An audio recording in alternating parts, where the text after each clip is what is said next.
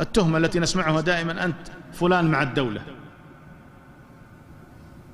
من الذي أوجد هذه المفاهيم عند بعض الشباب؟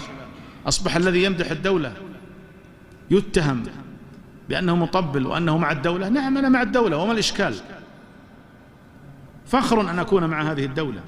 فالذي يتهمك أو يقول لك أنت مباحث وعميل للدولة، قل نعم، أنا أفتخر أن أكون عميلا ومباحث للدولة. لكن أنت أيها البعيد مباحث وعميل لمن؟ هل أنت عميل لتركيا أم لإيران أم لجماعة الإخوان المسلمين الإرهابية أم لمن؟ في رقبتك بيعة لمن؟ اقلب عليه السؤال، ولا تجعل هذا الأمر يمر بسهولة هكذا. هذا ينم عن قلب حاقد على الحكام وعلى الوطن وعلى العلماء، لدرجة أنهم يصبحون يتهمون فلان من الناس بأنهم مع الدولة، كأنهم يريدون أن يكونوا شيئا آخر غير الدولة.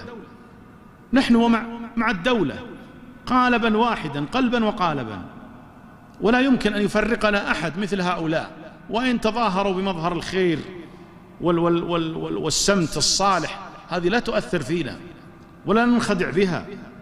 لأن هناك مع الأسف من يوجد بيننا من أعضاء جماعة الإخوان يلبس الشماغ والعقال ويلبس الزي ربما السعودي تماما، لا تفرق بينه وبين أي شخص آخر، لكنه يحمل في قلبه حقدا على هذا الوطن وولاء لأعداء هذا الوطن. ومن هنا تأتي مسألة يسميها المختصون في الحركات، يسمونها العزلة الشعورية.